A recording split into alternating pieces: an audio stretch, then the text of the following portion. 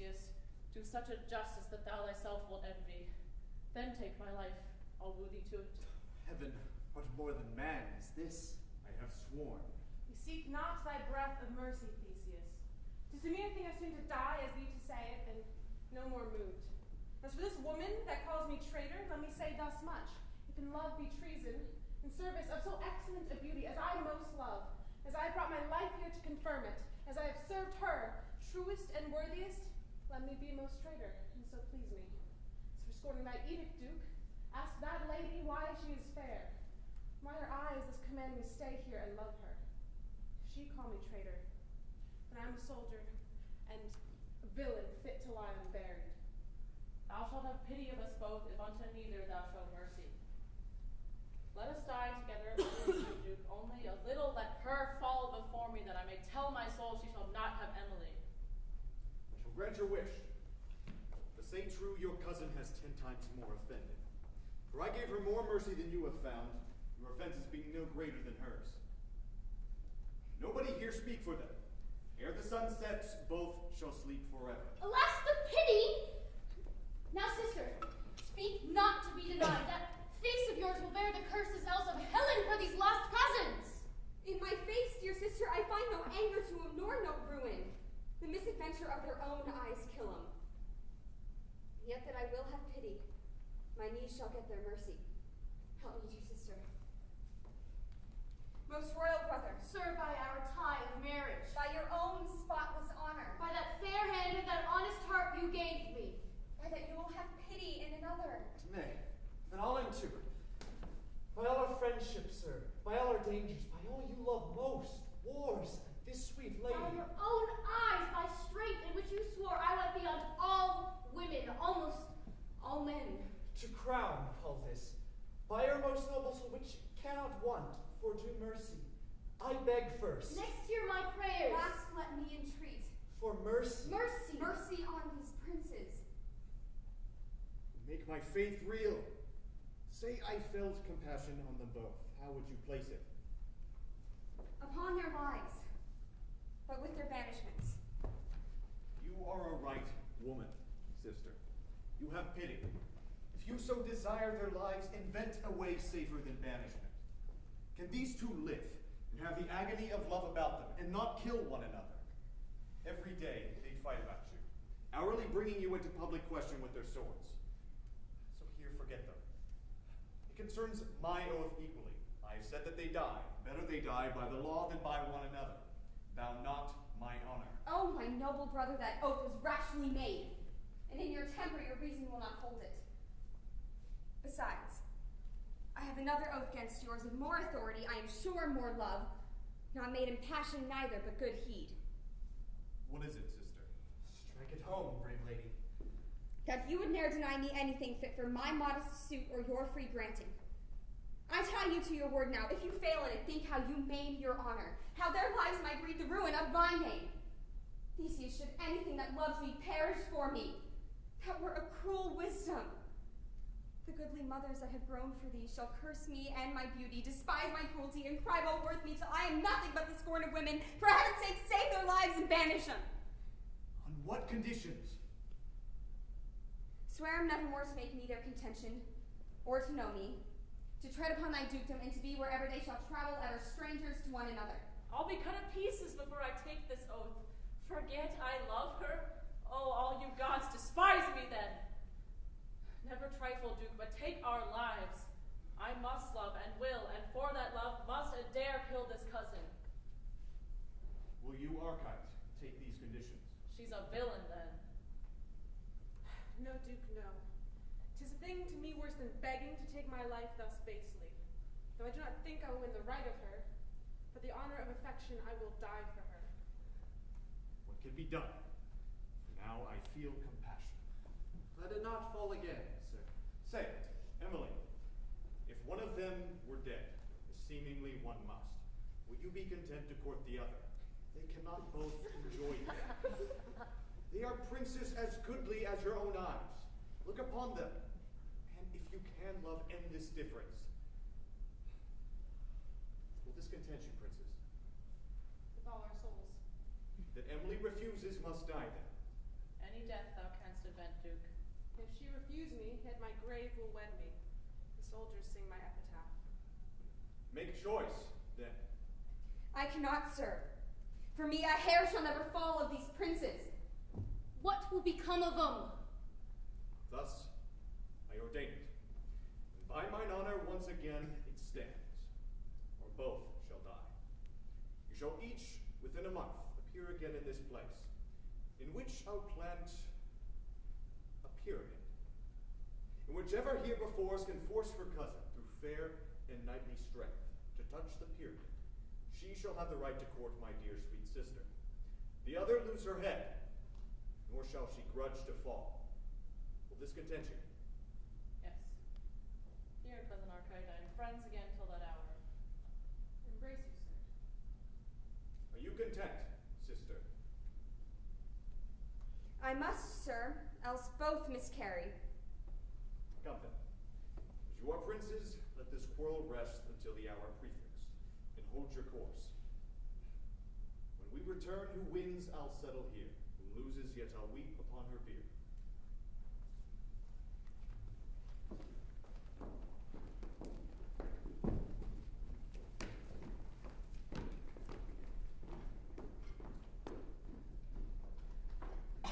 Heard you no more? Was nothing said of me concerning the escape of Palamon? Nothing that I heard, for I came home before the business was fully ended. Yet I might perceive ere I departed a great likelihood of both their pardons. I hope all shall be well. I heard no question of her name or her escape. Pray heaven it holds so. Pray, be of good comfort. I bring you news. Good news. Welcome. Palamon has cleared you, and got your pardon, and discovered how and by whose means she escaped, which was your daughter's, whose pardon is procured too. And the noble duke, not to be held ungrateful, has granted a sum of money to her marriage. A large one, I'll assure you. You are a good man and ever bring good news. How was it ended? Why, as it should be, the prisoners have their lives. I knew it would be so. But there are new conditions, which I will tell you of at a better time. I hope they are good. They are honorable. How good they'll prove, I know not. Will be known. Alas, sir, where's your daughter? Why do you ask? Well, when did you see her? This morning, but what of her, sir? Nothing but my pity. But you must know it is goodbye me is another that less loves her. Well, sir? No, sir, not well. Not well. She is too true. She is mad. It cannot I be. believe you'll find it so. I have suspected what you told me. The gods comfort her. Either this was of her love to Palamon, or fear of my miscarrying on his escape, or both. 'Tis likely. But why all this haste, sir? As I late was fishing in the lake that lies behind the great palace, I heard a voice. 'Twas one that sung, and by the smallness of it, either a woman or a boy. I left my angle to his own skill. I came near, and I saw it was your daughter. I laid me down and listened to the words she sang, and she sang much, but no sense. Only I heard her repeat this often. Palamon is gone to the wood to gather mulberries. I'll find her out tomorrow. Pretty soul. Her shackles will betray her, she'll be taken, and what shall I do then? And then she talked of you, sir, like that you must lose your head tomorrow morning, and she must gather flowers to bury you. The place was knee-deep where she stood, about her stuck 1,000 freshwater flowers that, methought, she appeared like the fair nymph that feeds the lake with waters. Ringlets she made of rushes that grew by, and to him spoke, thus our true love's tied, this you may lose, not me, and many a one. And then she wept and sung again and sighed. Alas, what pity it is. I made into her. She saw me and straight sought the flood. I saved her and set her safe to land, when presently she slipped away into the city maid with such a cry and swiftness that, believe me, she left me far behind her. One came along who I knew to be your sister, with whom she stayed and fell, scarce to be got away. I left them there together and came here to tell you. Here she comes. May you nevermore enjoy the line. Is it not a fine song? Oh, a very fine one. I can sing 20 more. I think you can. Yes, truly can I. Are you not a tailor? Yes. Where is my wedding gown? I'll bring it tomorrow. Do, very rarely. I I must be abroad else to call the maids and pay the minstrels, 'twill never thrive else. Oh, fair, oh, sweet. Pray, have you ever heard of one young Palamon? Yes, we know her. Is it not fine, woman? 'Tis, love. By no means cross her. She is then distempered far worse than now she shows. Yes, she's a fine woman. Oh, is she so? You have a brother? Yes. Well, he shall never have her. Tell him so. Look to him, for if he see Palamon but once, he is gone. He's done and undone in an hour. She's lost past all cure. Heaven forbid. You are a wise woman. You're the master of a ship. Yes, Where is your compass? here. Set it to the north and direct it to the wood where Palamon lies longing for me. Come, weigh my hearts cheerily. Let's get her in.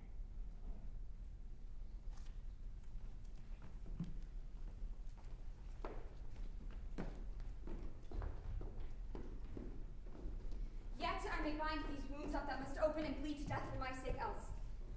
I'll choose and end their strife. Two such young women shall never die for me. Their weeping mothers following the dead cold ashes of their daughters shall never curse my cruelty. What a sweet face is Archine's. What an eye, of what fiery sparkle and quick sweetness is this young prince.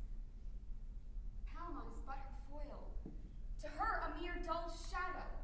She's swart and meager, of an eye as heady as though she had lost someone. A still temper, no stirring in her, no alacrity, not a smile. And yet, these that we count errors may become her. I am a fool. My reason is lost in me. I have no choice. Palamon, thou art alone and only beautiful. And these the eyes, the bright lamps of beauty that command and promise love. And what young maid dare cross them? Lie there, Archite. Thou art a changeling to her, a mere gypsy. And this, the noble spirit. I am utterly lost. My faith has fled me. For even now, if my brother Theseus had asked me whither I loved, I had run mad for Archite, now more for Palamon, now stand both together. Come ask me, brother. Alas, I know not. What a mere child is fancy that having two fair choices of equal sweetness cannot distinguish but must cry for both. How now, sir? Madam, from the noble duke your brother, I bring news. The knights are come. To end the quarrel? Yes. Would I might end first. What sins have I committed, chaste Diana, that my unspotted youth must now be soiled with the blood of princes, and myself be made the altar where the lives of lovers are sacrificed to my unhappy beauty? Bring them in quickly, by any means. Your two contending lovers are returned. Sister, you must love one of them. I had rather both, so neither for my sake should fall untimely. Come you from the knights, dear friend? They are the daughters of honor, and arrived timely to fulfill their several oaths.